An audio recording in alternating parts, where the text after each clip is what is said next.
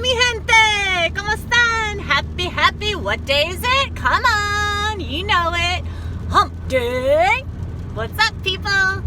Oh, man.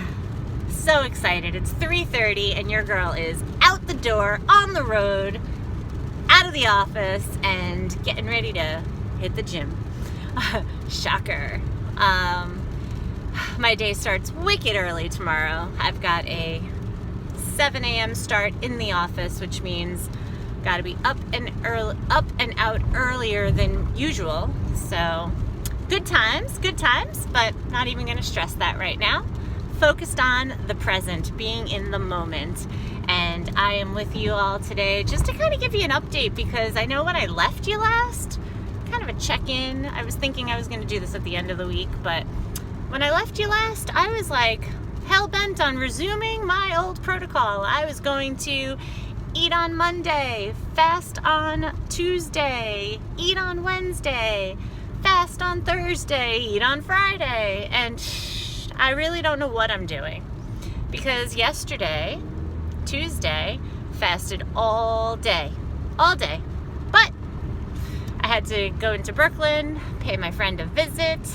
My friend is also my ex from years ago. We co-parent our puppy, who's not a puppy, he's 8, Kona Bear, and he did me a solid actually a few years ago. Not Kona. Kona does me a solid every time I see him and spend time with him, but Rob actually did me a solid. For you guys don't know this about me, but I went through a period of real serious financial hardships, let's just say. I incurred serious debt, and honestly, I can't even tell you that it was frivolous spending or shopaholic problems. You know, it wasn't. It was an unfortunate circumstance that I allowed to get out of my control, but hit a point where I literally drained my bank account, and being a single woman without any dependents who doesn't own a home, you would think like my nest egg was pretty substantial and was going to carry me, and at least that's what I thought. And I lived quite a luxurious life for a single person, able to get up and go, travel whenever I wanted, internationally, domestically, whatever, nobody telling me no. That wasn't the problem either. Travel was not my problem, because even the last few trips I paid cash for. So that came right out of my debit card.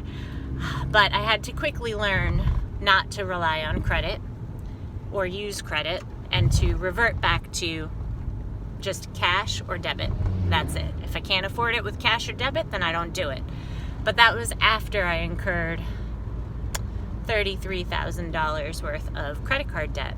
So, long story short, really long story short, that $33,000 plus interest, whatever, I was living outside of my means for several years.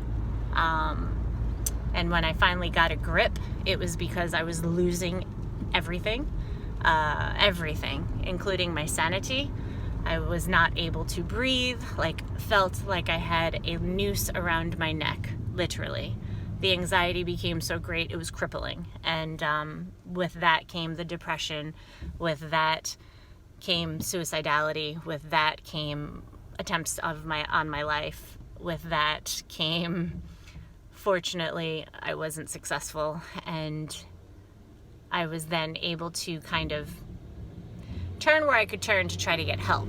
Now, having said that, I tried everything else before going to anybody I knew for help.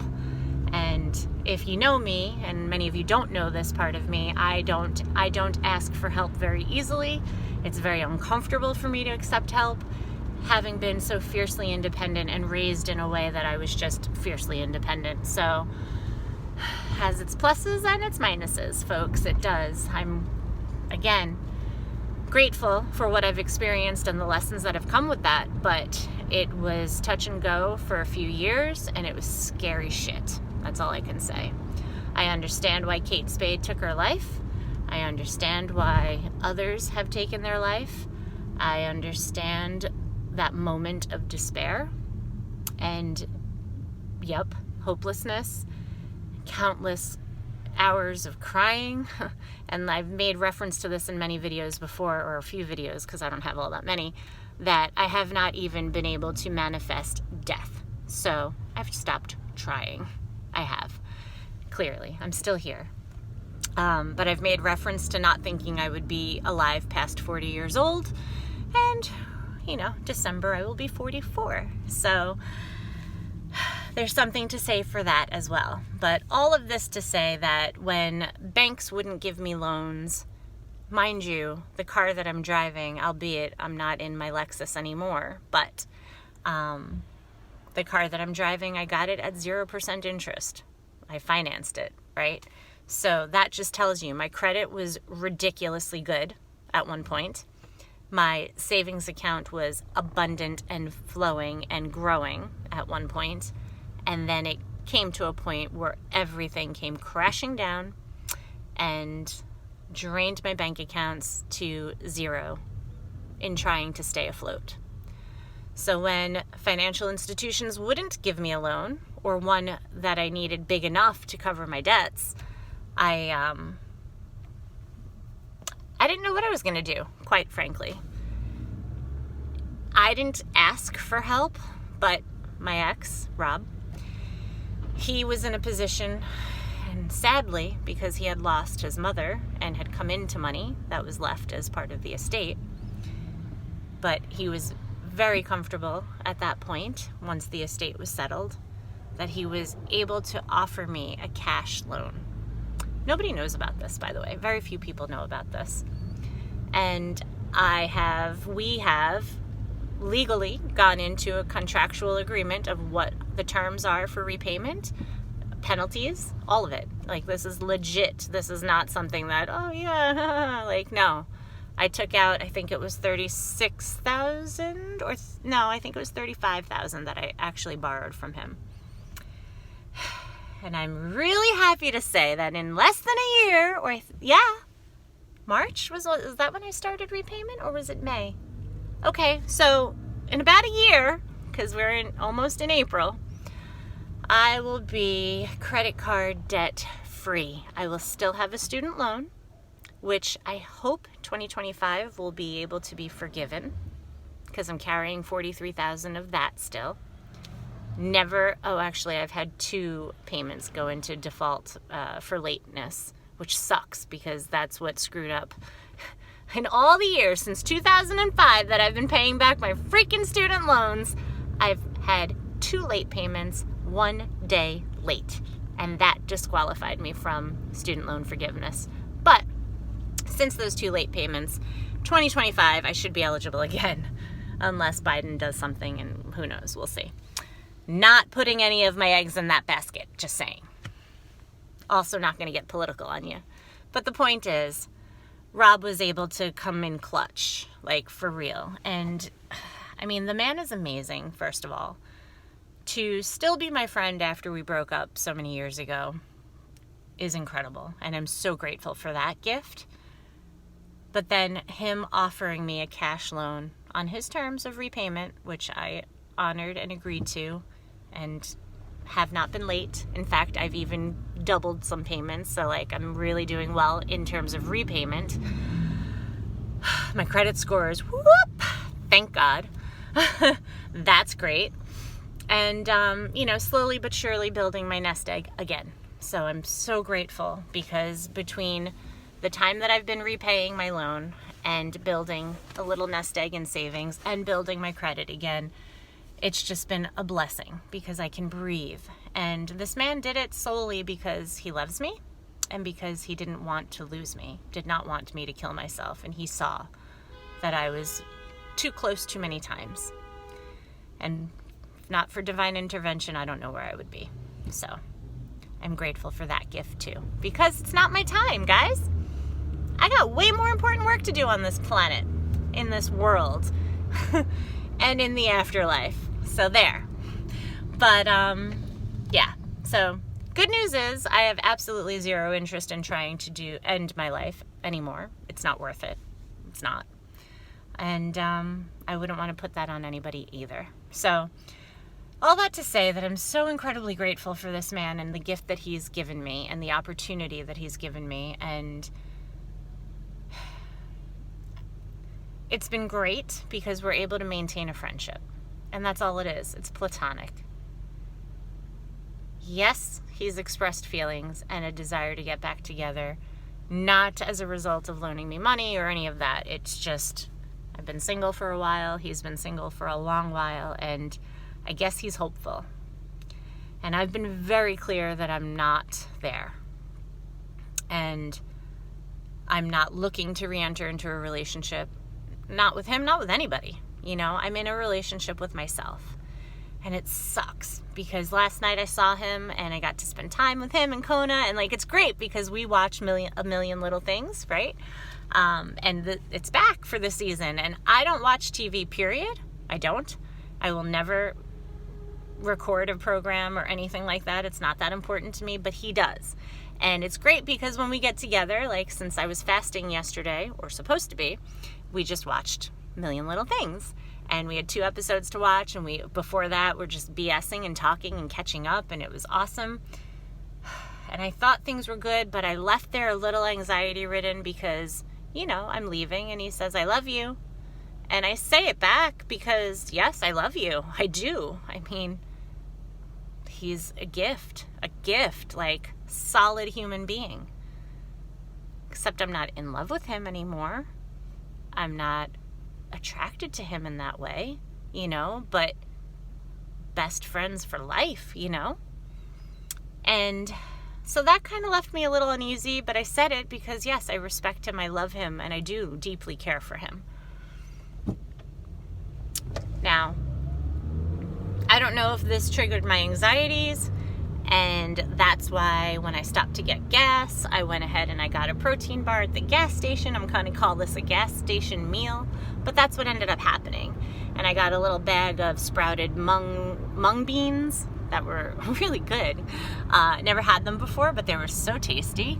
And switching arms because my arm's tired, yo.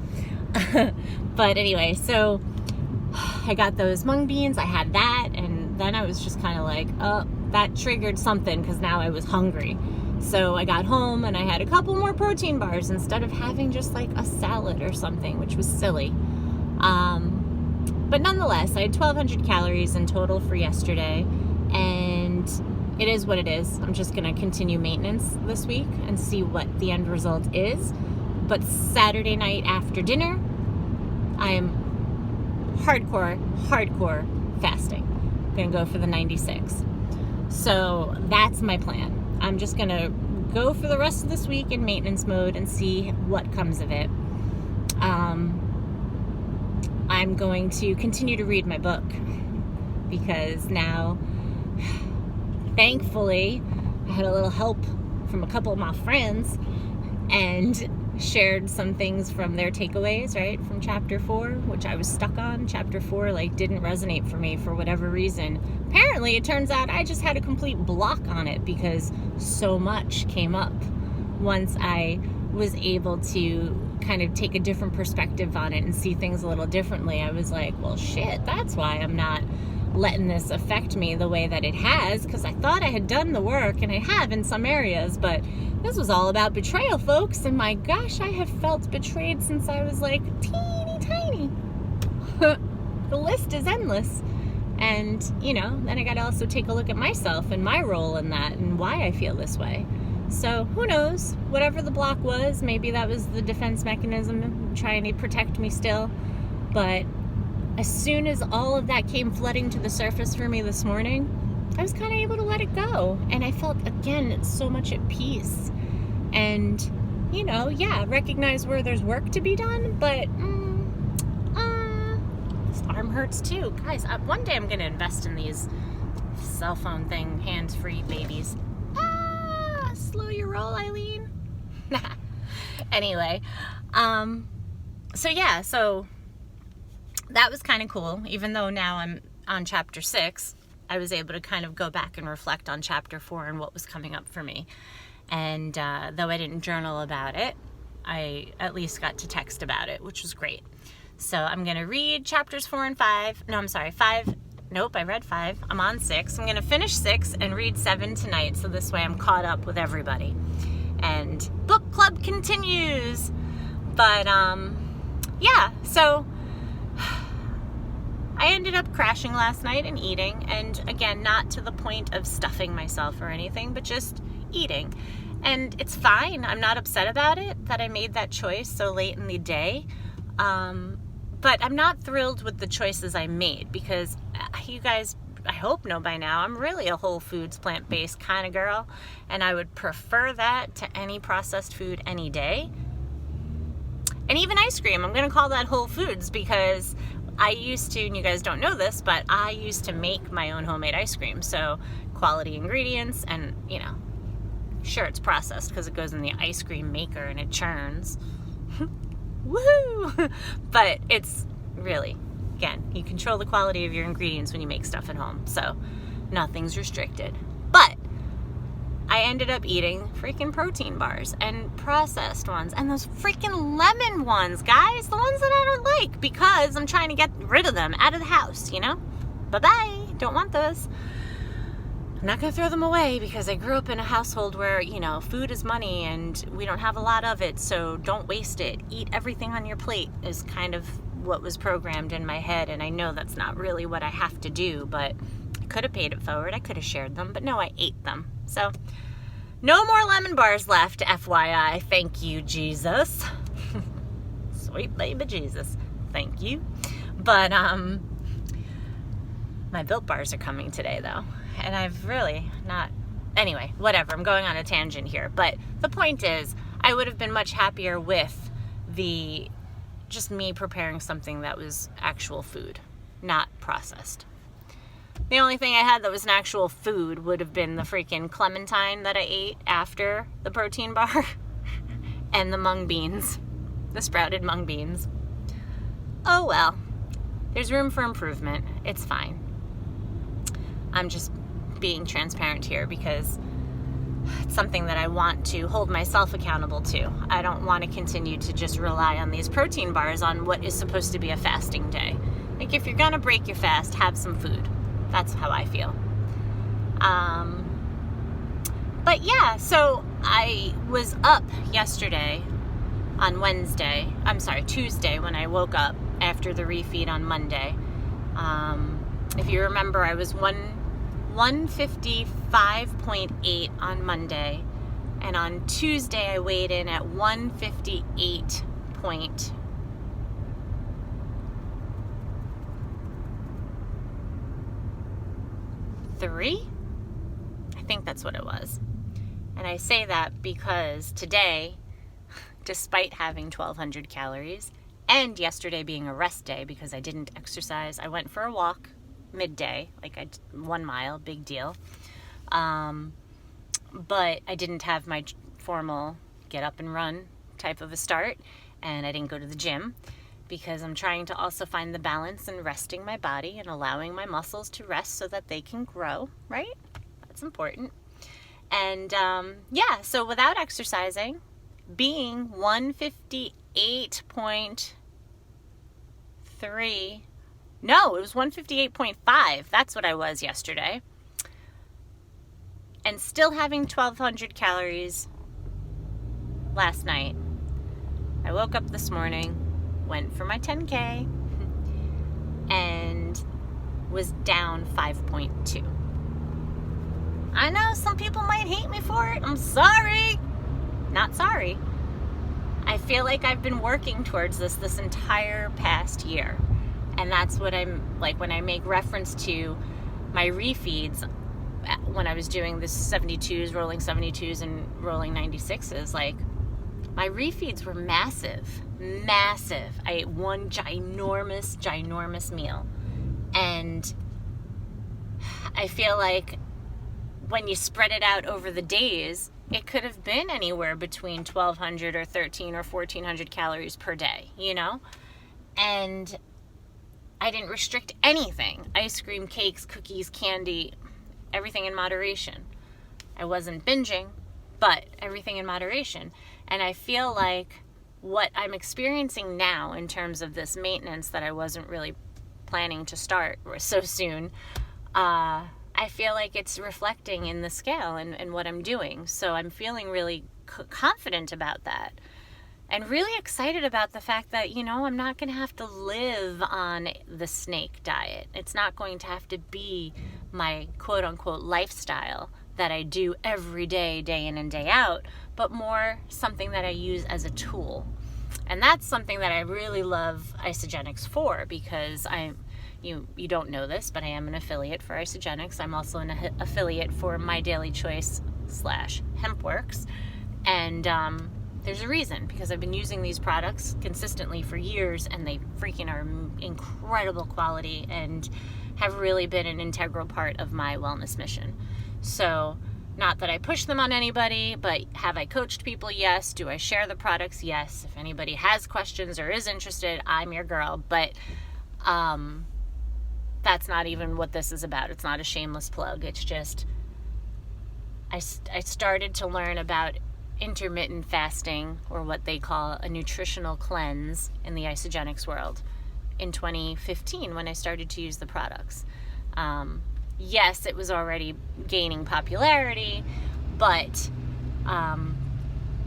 it's where I was first introduced to a 48-hour fast.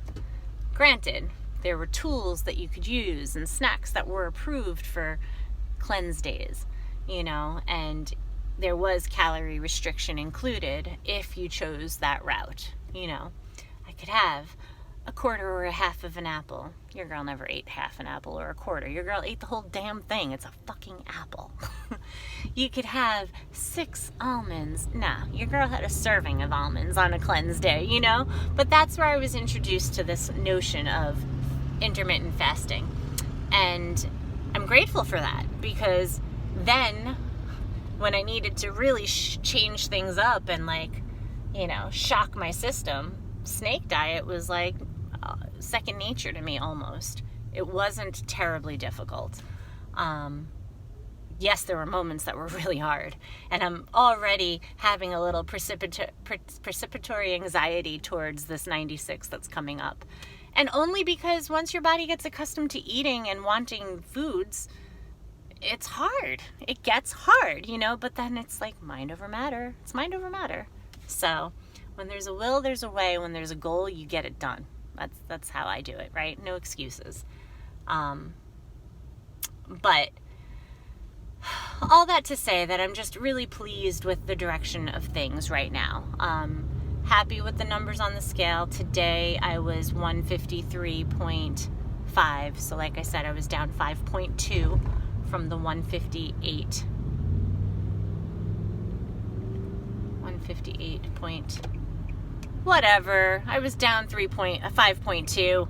I can't math, you guys know this. If I was sitting at home with my calendar and my notebook, then I would be able to give you more accurate information. But I'm not. I'm sitting here not hands-free. I need to be. I'm gonna get one of those hands-free jammies.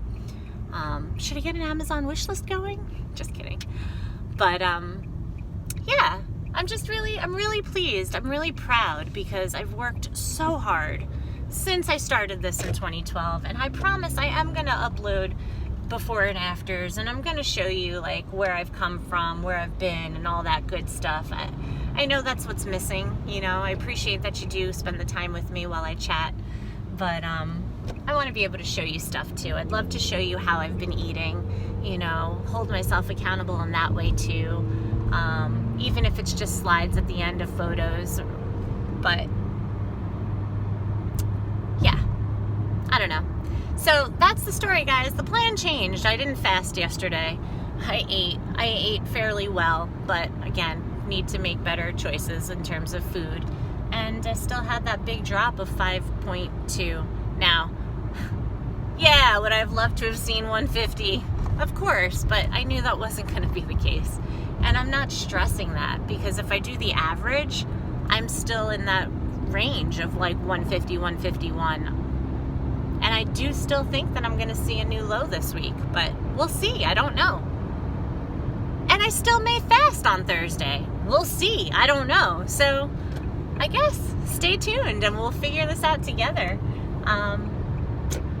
But I'm on my way home because, like I said, I got to hit the gym and I got to get up and at 'em real early tomorrow. And I'm praying that there's no rain so that I don't have to run in the rain before work.